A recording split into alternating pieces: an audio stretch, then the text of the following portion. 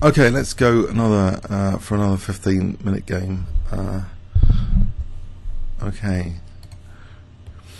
So yes, that second game was much more involved, and I was becoming in time pressure as well.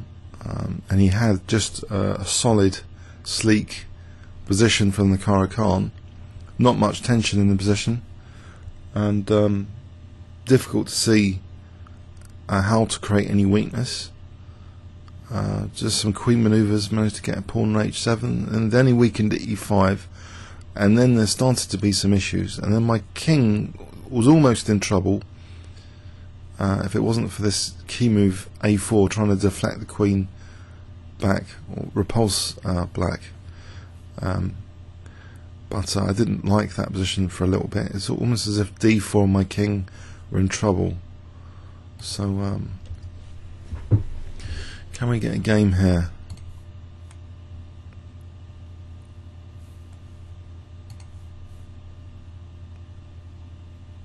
Okay, so we've got a game. So if I play c5,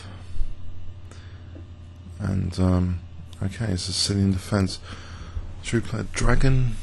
So what's NimzoCharlie been up to? Oh no, he's been up to 2027. So I think we've mentioned there bishop d7 with the idea of knight c6 later.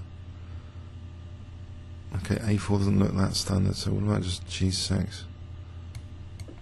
Just trying to get the d4 square under control.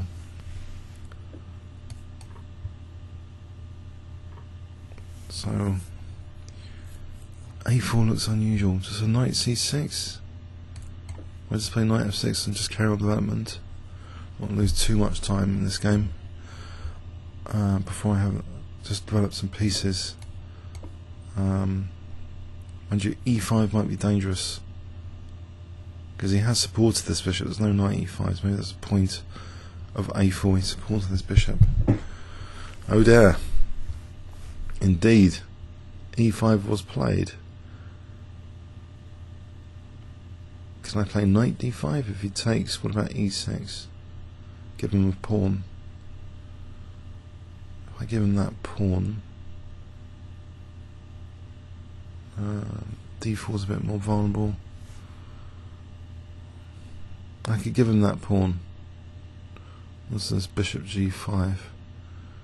I don't really want to take here, but maybe if I do knight g4, e5 is a bit vulnerable. Actually, that doesn't seem so bad, surely. Takes, knight g4. No, I'll do it. I'll push this button. So d takes e5.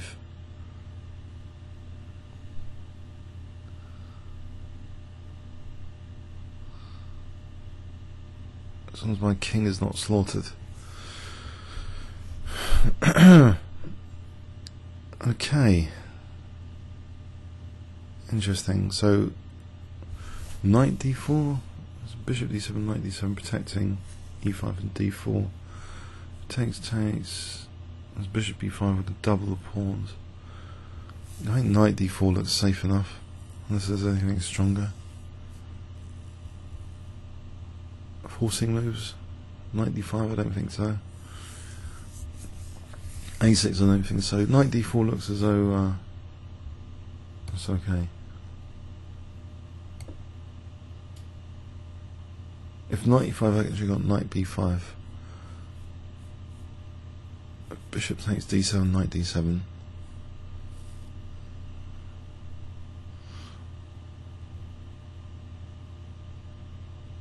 I think he's been a bit... no, knight d7. I don't believe that. I'm protecting these guys with the bishop. Don't believe that.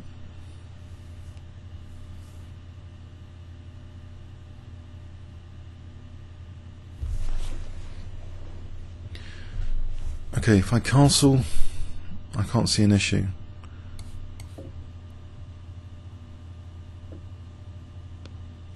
Now, okay, pressure, time. Knight c5 is a sharp move. Takes, bishop takes, queen takes, as knight b3. Knight c5, I don't know. What about just simple knight takes f3, but his bishop striking down this diagonal.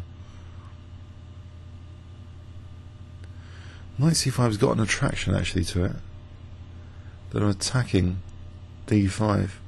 If b4, there's still knight b3 attacking the rook. If rook a3, there's queen d5 there protecting the knight. In that position, rook b3, there's queen b3. I think knight c5 might be playable. Takes, bishop takes.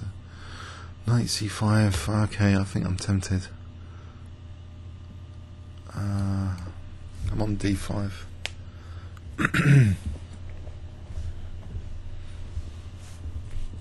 That's the big advantage compared to knight f3, which actually encourages white to protect d5.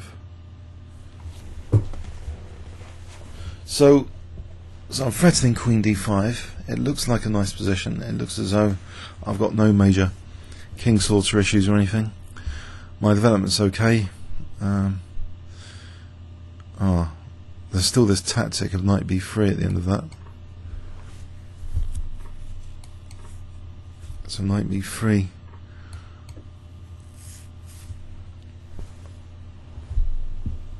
This could be a short 15-minute game as well this morning. I thought that 1800 yesterday was unbelievable, to be honest. This is more like what I'd expect from like 1800s in general. I don't know if I've got a low expectation or something. So e6 here, and I can win d5. There's no other way of doing anything with that knight. So I think e6. Let's pick up the centre pawn. Exchange up. Not so easy. Okay. Got a game.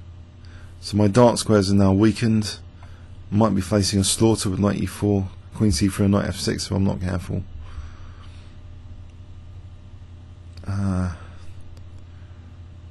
Okay.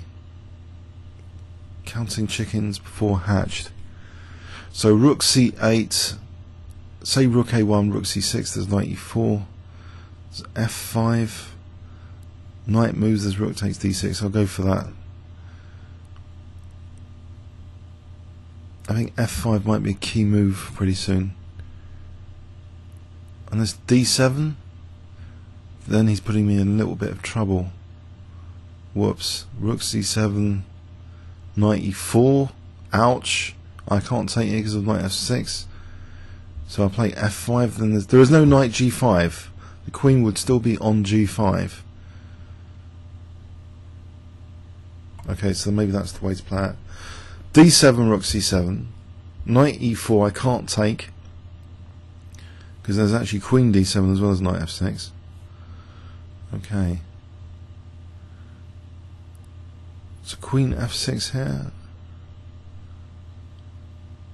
or f6, maybe f6 and e5, f6 and queen d7. I think f6 and queen d7 just to stop the knight coming to e5 for a moment. Then there's rook. Things have got a bit scary here, unnecessarily it seems, in this game. Rook c8, knight a5 now is annoying. Rook c3. I think I'll do that anyway.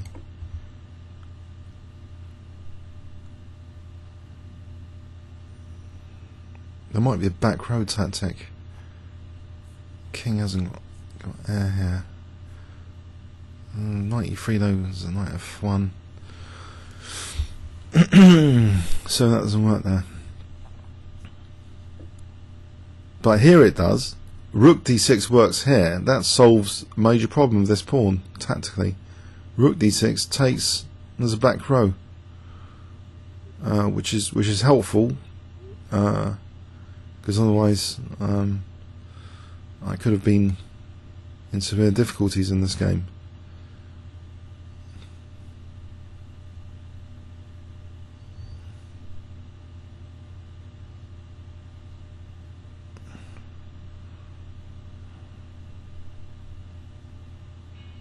Yep, he resigned. He was provisional. My rating has gone up though to 2071 now. Let's have a quick look. So with A4, maybe premature E5, not so convincing D5, pawn down, knight C5 looked a bit nifty. He fell for the basic tactic anyway. My knight's stranded, but after E6 I've caused problems to myself because of D6. So I'm only going to be the exchange up, and all of a sudden he's got dark square play against my king and a passed D pawn in the centre. So that wasn't the cleverest continuation, I think, E6. So I was a bit lucky here that he blundered. Comments or questions on YouTube? Thanks so much.